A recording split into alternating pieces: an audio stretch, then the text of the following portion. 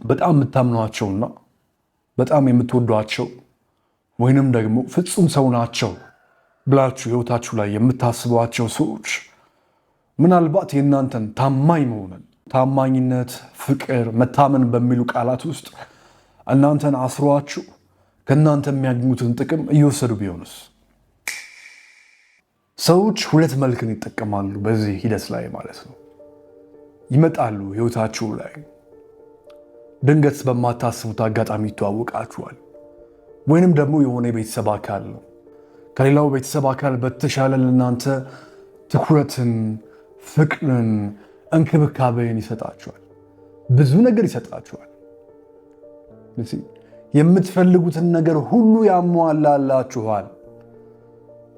ብቻ ይህን የሚያደርግላችሁን ሰው እያሰባችሁ አዳምጡኝ። ቪዲዮ ላይ ሁሌ አለ ሲከፋችሁ፣ ሁሌ አለ አብሯችሁ። በጣም መልካም ሰው ነው። አቤት ደግሞ የሃይማኖት ላይ ያለው እውቀት ንግግር ላይ እጅግ በጣም ጎበዝ ነው።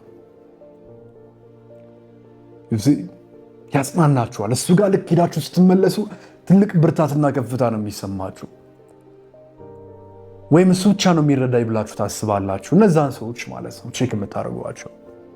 ከዛ በዚህ ቪዲዮ በምናወራው መንገድ ውስጥ የጨለማው ዓለም ናቸው፣ የብርሃኑ የሚለውን በዛው ታገኙታላችሁ ማለት ነው። ከዛ በኋላ እነዚህ ሰዎች በጣም ያግዘዋችኋል። ነገር ግን ይህን ሁሉ የሚያደርጉት እነሱ ከሰጧችሁ በላይ በእጥፍ ጊዜው ሲደርስ ለመቀበል ነው። ለምሳሌ የቅርብ ዘመዶቻችን አንድ አካባቢ ላይ የምንኖር ወይንም ደግሞ አንድ ግቢ ውስጥ የምንኖር ሲሆን አሊያም ደግሞ ቤተሰባችንን አተን እናታችን ወይንም አባታችን በእንጀራ እናት እጅ ላይ ስንሆን ሊሆን ይችላል። ወይም ደግሞ በጠቅላላው እናትና አባታችንን አተን በአያቶቻችን እጅ ላይ ስንሆን አጎት አክስቶቻችን ሊኖሩ ይችላሉ። ከዛ በኋላ ወላጆቻችን ስላለፉ ወይንም ከወላጆቻችን አንዱ አሊያም ወላጆቻችን ሀገሩ ስለሌሉ ከሁሉ በላይ ይረዱናል። ወይንም ደግሞ አሊያም ወላጆቻችን ስላረጁ አጎታችን የሆነ የቅርብ ዘመዱ በጣም ይረዳናል፣ ያግዘናል። በልጅነታችን የማይገዛልን ዕቃ የለም። በልጅነታችን ሰፖርት ያደርገናል። ስናለቅ ስለሱ ነው። ስለ ፍቅረኛችን ነግረዋለን። ቅዳሜ እየወሰደ ያዝናናናል። በዓል ሲሆን የበዓል ብሎ ይሰጠናል። በቃ የሚረዳን እሱ ነው። ሲያወራን ሲከፋን የምንደውለው ዛሬም ድረስ አርጅተንም ባይዘው እሱ ጋር ነው አድገንም ማለት ነው። እንደዚህ አይነት ሰዎች ምን አይነት መንገድ ይዘው ይመጣሉ? ብዙ ጊዜ የቤተሰቦቻችሁን ሀብት ወራሽ ልጆች እንደሆናችሁ ሲያውቁ ሀብት ተራ እንደሆነ፣ ትልቁ ነገር ፍቅር፣ መተማመን እንደሆነ በእነሱ ስም ሆነም በእናንተ ስም በቃ ለእነሱ የሚገባው ሁሉ እንድታደርጉ አድርገው የሚያመቻቹ ቤተሰቦች ናቸው። እነሱ በእድሜ ስለበሰሉ የሚያስጨንቃቸው ውርስ፣ ሀብት፣ መንገድ፣ ገንዘብ ነው። እኛ ልጆች ስለሆን የሚያስጨንቀን ጫውታ፣ ትኩረት፣ ፍቅር። ከዛ ምንድን ነው የሚያደርጉት? ላይክ ኖርማላይዝ ያደርጉብናል አይምሯችን። ንብረትን ሁሌ ልጅነት ላይ ነው የሚያኖሩ። አሴትን ኖርማላይዝ ያደርጉታል፣ አይምሯችን ላይ ይገነቡታል። ይዘን የሆነ ሰዓት ነሸጥ ብሎን ራሱ በሱ ስም ልናዞርለት እንችላለን። ወይንም ደግሞ ነገ ላይ አያቶቻችን ድንገት ከሞቱ ጥያቄ አንጠይቅ። አጎቶቻችን አሉ፣ እናትና አባታችን ናተናል፣ ወይም እናትና አባታችን ውጭ ናቸው፣ ወይም እናታችን ብቻ ናት፣ እሷ ምስኪን ናት፣ ተጽዕኖ ይበዛባታል፣ ያስፈራሯታል፣ እኛ ጋር ነው መልአክ የሚሆኑት። ከዛ በኋላ እንደሱ ምን ያደርጋሉ? ልክ እነሱ ሲሞቱ ወዲያው ጉዳዩን አስጨርሰውታል። እናንተም ፈርማችኋል ምናምን፣ ኖርማል ነው። ከህግ አግባብ ይሄዱበታል። የራሳቸው ጠበቃ፣ የራሳቸው የቀበሌ ሰራተኛ ያላቸው፣ ቤቱ በእነሱ ስም ዞሯል ማለት ነው። ከዛ በኋላም ደግሞ ሁሌ ነው የሚንከባከቧችሁ። አርጋችሁም ስትበስሉ ጥያቄ እንዳታነሱ ማለት ነው። አረ ግድ የለውም አጎቴ ይገባዋል፣ አክስቴ ይገባታል፣ ወንድሜ ይገባዋል፣ እኔ እድሜ ልኬን በፍቅር ያኖረኝ ምን ችግር አለ እንኳን ይህንስ አሁንስ የገነባሁትን ብሰጥ እንድትሉት ማለት ነው። በጣም ሎንግ ተርም ፕላን ነው የሚያስቡት። ምክንያቱም ህይወት ብዙ ነገር አስተምሯቸዋል። በእድሜ በጣም ይበልጧቸዋል። ማጣት ብዙ ገርፏቸዋል። እንዴት እባባዊ ማንነታቸውን መጠቀም እንዳለባቸው ያውቃሉ። እንዴት እርግባዊ የሆነ ማንነታቸውን አሳይቶ ደግሞ የእናንተን ልብ በጣም ማማለልና ማስመጥ ይችሉበታል። ሰዎች እንደዛ ናቸው። እምነትን፣ ፍቅርን የሚጠቀሙ ሰዎች እንደዛ ናቸው አብዛኞቹ። ኢቭን ኢፍ እንደዚህ የሚያደርጉም አሉ። በደንብ ሀሳቡ እንዲገባችሁ ምሳሌውን ላብዛላችሁ። ይመጣሉ አዝነው፣ ከዛ በህይወታቸው ትልቅ ነገር እንዳደረጋችሁላቸው እንዲሰማችሁ ያደርጓችኋል። የቦሲ ስሜት። ከዛ ያው ዞሮ ዞሮ ሰብኮንሽስ ሪዝኑ የአይምሮ ሪዝን የአምላክ የመሆን ድብቅ የሆነ ፍላጎት ስላለን ነው። እሱን ፊልፊል ያደርግላቸዋል። ይህን ኢጓችሁን ረጂነት የመላእክት ሚናን መወጣትም በቃ ያመሰግኗችኋል። ህይወት የተቀየረው በአንተ ነው፣ በጣም ትልቅ ነገር አደረጋችሁልኝ ብለው ኢቭን ኒል በቃ የሚንበረከኩላችሁ ሁሉ ሰዎች አሉ። በጣም ትደነግጣላችሁ። አረ ችግር የለውም እና የተራ ነገር ነው ሁሉ ትላላችሁ። እናንተ ደግሞ እነሱም እንደዛ እንድትሉ ነው። አው እሱማ ልክ ነህ እኮ ትንሽ ነገር ነው፣ ከዚህ ነገር ቢኖር ብዙ ትልቅ ነገር እንደምታደርግልኝ አውቃለሁ፣ ወንድሜ እወድሃለሁ ብለው ይሏቸዋል። በቃ ሴታፓቸውን ሰርተው ጨረሱ ማለት ነው። ሶሻል ሚዲያ ላይ ስኬጁል አዛችሁ በዚህ ቀን ፖስት አድርገው ብላችሁ እንደምተኙት ማለት ነው። አሁን ይህ ቪዲዮ እንደዛ ቢደርሳችሁ እንደማለት ነው። እነሱም በዛ ቀን ሲመለሱ የተሻለውን ለመቀበል እንዲመቻች አድርገው ይልኳቸዋል። ዜርዜሎቶፎይ በጣም ብዙ ሰዎች የራሳቸውን ጥቅም ለማስቀደም ነው እያንዳንዱ እርምጃና እንቅስቃሴያቸው። የለበሱት ነገር በሙሉ ጨዋነት ምናምን የሚሏችሁ የሚያሳያችሁ አብዛኛው የሰው ልጅ የመረጠው ማሊያ ነው ለመጫወት።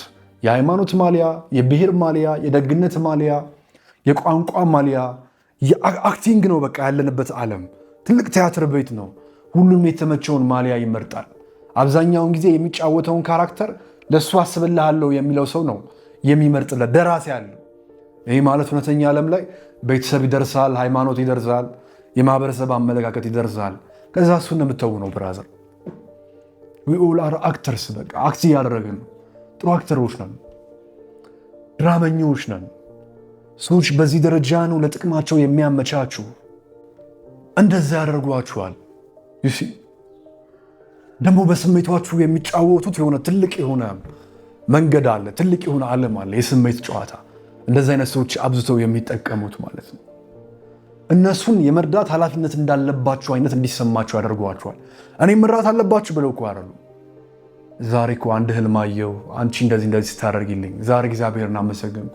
ዛሬ እኮ እንትን ነበረ፣ ክብረ በዓል ነበረ፣ ጸልይልህ ነበረ፣ ኑርልኝ፣ ያደረክልኝ አልረሳውም። ዛሬ እኮ አቤት ጥበባቸው!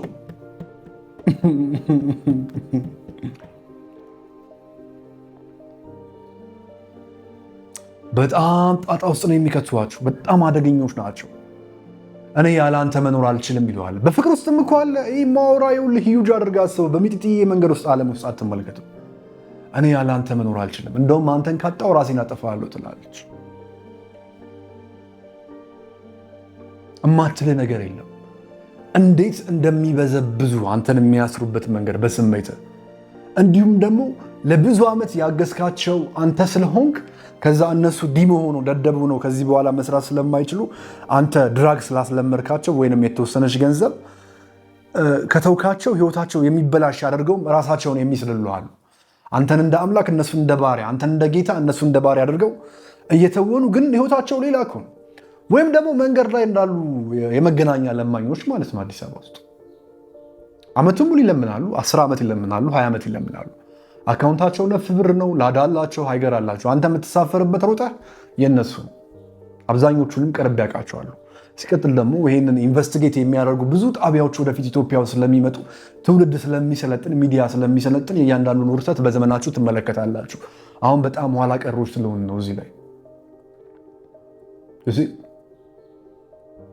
ልክ እነሱ እንደሚያደርጉት። አሁን እኛ ምጽዋች ሰጪዎች፣ መንግስተ ሰማያትን ፈላጊዎች የጻድቅ ስሜት ወይንም የመስጠት በጎ የመሆን እሱ እኮ ስላልቻለ ነው ብለን አስበን የበላይነት ስሜት እንዲሰማን ስለሚያደርጉን ሄደን ስለምናምን ሲሉን እንሰጣለን። እነዚህ ኦፊሻሎቹ ናቸው፣ በቃ ጋራንተር ናቸው፣ ዘላለም አይለወጡ። ሁሌም ሲለምን ታገኘዋለህ። ዓመቱን ሙሉ ሰፈር ነው የሚቀይረው። ምናልባት መኪና ካለ ነው በየቦታው አይተው። ለዛ ነው ብዙ ሀብታሞች እንደውም ብር የማይሰጡት፣ የገባቸው ናቸው። ለሚሰራ እንጂ ለሚለምን አይሰጡም ብዙዎቹ። ስም ለመገንባት ደግሞ ለሃይማኖት ተቋም ነው ዘረፉም ሰሩትም የሚደግሱት ማለት ነው። ጂኔስ ናቸው ሀብታሞች። እኛ ምስኪኖቹ እንደዛ ያደርጉናል። አንዳንዶች ህይወታችን በእነሱ እጅ ላይ እንዳለ እንዲሰማን አድርገው በርደን ይሆኑብናል። ኢቭን አዲስ እቅድ ህይወታችን ላይ ስናቅድ እነሱንም እናሳትፋለን። ኦኬ አሁን ይህ ስራ ልትሆነው፣ ይህ ስራ ለካ እንትና ይጠቀምበት ነበረ፣ እሱን አግዘው ነበረ በዚህ ስራ ላይ፣ ስለዚህ በቃ ይህ ልጅ አሁን ችግር ውስጥ ሊገባ ነው ብለን ህልማችንን ፍላጎታችንን ሁሉ ያስቀይሩናል። ሙዳችንን ይቀይሩብናል።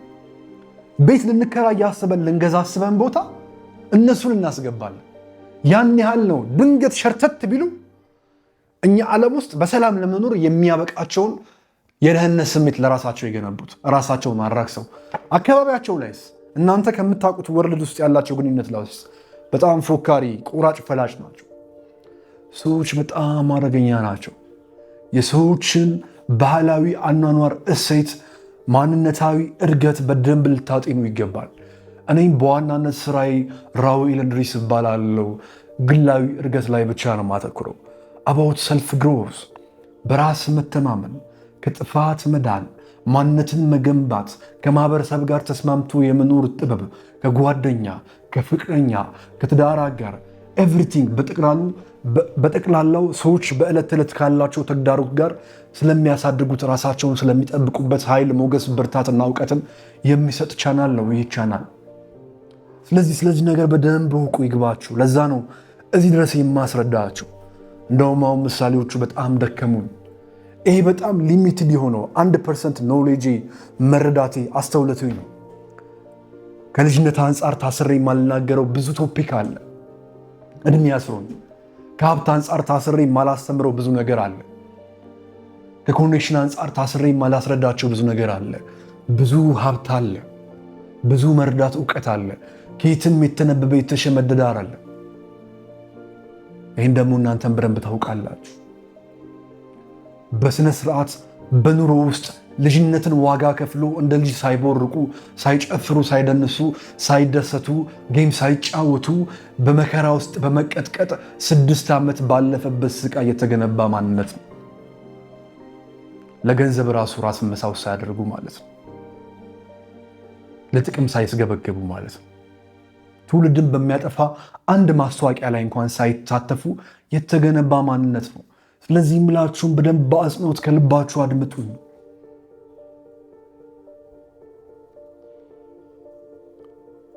ሰዎች እጅግ በጣም አደገኛ የሆነ አካሄድን ይሄዳሉ።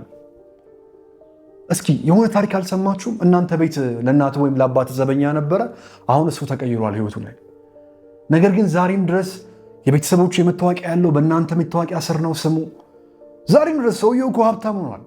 ግን በቃ ልጆቹን በሙሉ በእናንተ ቤት ካርታ ነው ያስመዘገበው መታወቂያ ላይ። አልተፋታችሁም። ዛሬም ድረስ ሀብታም ነው። ለምን? ነገ ቢታሰር፣ ችግር ቢፈጥር፣ ጣጣ ውስጥ ቢገባ እናንተም የገፈቱ ቀማሽ ትሆናላችሁ። ስለዚህ በሱ ጣጣ ምክንያት እናንተም ራሳችሁን ለማውጣት ስትታገሉ የሱንም ችግር አብራችሁ ትፈታላችሁ። ይሲ ከአህያ ጋር የዋለች ጊደር እንደሚባለው ማለት ነው። በኢትዮጵያ ውስጥ ምን ብሎ ይጨርሳል? እናትና አያትን ጠይቃቸው ወይም አንብብ፣ ዝቅ ብለህ አትናቃቸው። ማን መስቱ ቢካ የሚል እንግሊዝኛ ብቻ ይማርክ። ህፃናቱ የራስ ብዙ ባህልና ጥበብ አለ። አብረህ ትወቀጣለህ። ሰዎች እንዲህ ያህል ነው የሚሄዱባችሁ። ይመጣሉ ደግሞ ሌላ መንገድ ሳስረዳችሁ እኔ ላይም ሊፈጠር የነበረ የተውኩት ማለት ነው። የሆነ ባለሀብት ነው፣ ህልማችሁን ይደግፋል፣ በጣም ጎበዝ ናችሁ፣ በጣም ይወዳችኋል። የሚያሳያችሁ ማለት እስካሁን ያልኳችሁን በሙሉ ይተገብራል።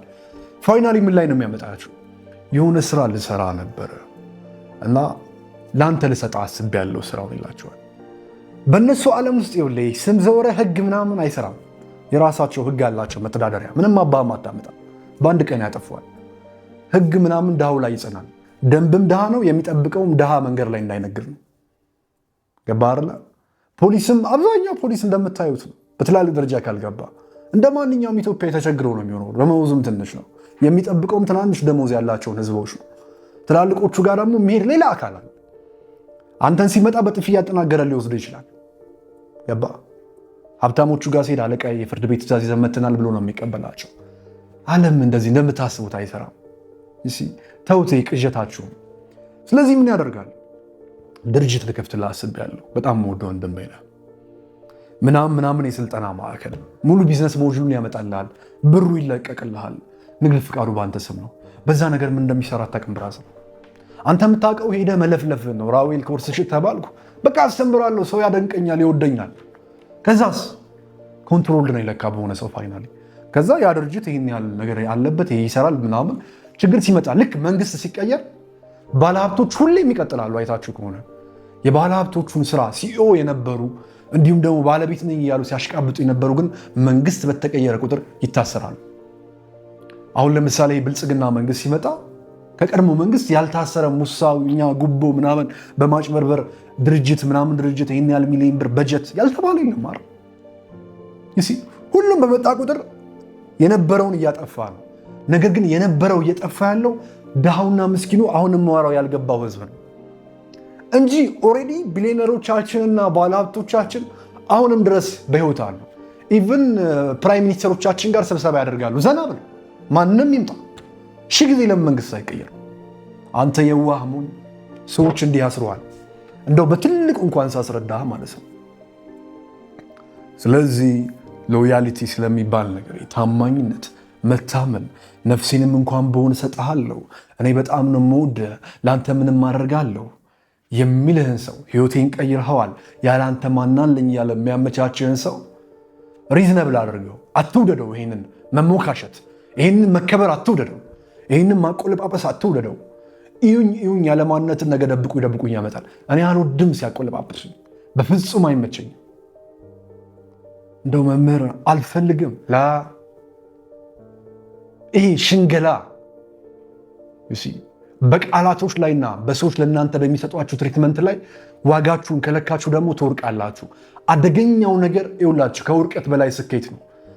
ሁሉ ነገር እየተሳካ ከፍ እያለ በመጣ ቁጥር እንደ አምላክ እንደሆናችሁ ይሰማችኋል። ዋው ሰዎች ያከብሩኛል፣ ይወዱኛል፣ ይታዘዙልኛል፣ ምን ቀረኝ አሁን ላይ ስትሉ ድንገት ከወደቃችሁ ዘላለም አትመለሱ። ከፍታው በጨመረ ቁጥር አንዴ ከወደቃችሁ ጉዳቱን በዛው ልክ ይጨምራል። መነሻው ገብቷችሁና አሁን የማወራውን በተረዳችሁ ቅጽበትና ተግባራዊ ስታደርጉ ከእንደዚህ አይነት ወጥመድና አደጋ ራሳችሁ ልክ ስትከላከሉ ግን ወደ ከፍታው ዓለም ትመጣላችሁ። ያለበለዚያ አብዛኛው አዲስ አበባ ውስጥ እንደምታየው ጽድት ያለ መኪና አላቸው፣ ሶሻል ሚዲያቸው ቆንጆ ነው፣ የሆነ ስጋ ቤት ነው የሚውሉት፣ ወይንም ደግሞ የሆነ መጠጥ ቤት ወይንም የሆነ ግሮሰሪ ነው የሚሰበሰቡት፣ ወይንም የሆነ ኮፊ ሾፕ የሚሰበሰቡበት አለ። ይመጣሉ፣ ተቀጥሮ አይሰሩም፣ ግን ገንዘብ ብዙ ያገኛሉ። እንደነሱ ነው ህይወታቸው የሚሆነው። እነሱ ማለት ኮንትሮልድ ፒፕል ናቸው፣ በሌሎች ባለሀብቶች ማለት ነው። ትልቅ ነገር ለማግኘት በትዕግስት ያለማሽቃበጥ ያለመሞካሸት መልፋት መጣር አለባችሁ እና አቋማችሁ አንድ አይነት ሊሆን ይገባል። ለአንድ ነገር ብዙ ዓመት መፋለም አለባችሁ።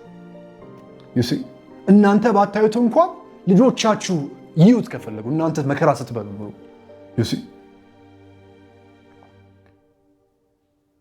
የእስራኤል ህዝብ ነፃ ሲወጣ በታሪኩ ላይ አንብባችሁት ከሆነ እንዳሰበው አይደለም። 40 ዓመት ተንከራቷል።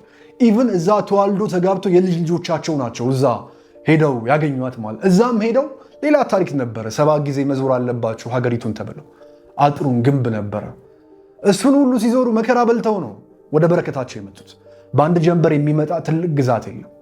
ኢኔሴንስ በሌላ ቋንቋ በአንድ ጀንበር የሚገነባ ትልቅ ማንነት የለም። የዋሆች አቱ ይህ ሚስጥር በሚገባ ይግባችሁ። ሰዎች በታማኝነት ራሴን አሳልፈ ይሰጣለሁ በሚል ቋንቋ እንዳያስሯችሁ አብዝታችሁ ተጠንቀቁ። አመሰግናለሁ።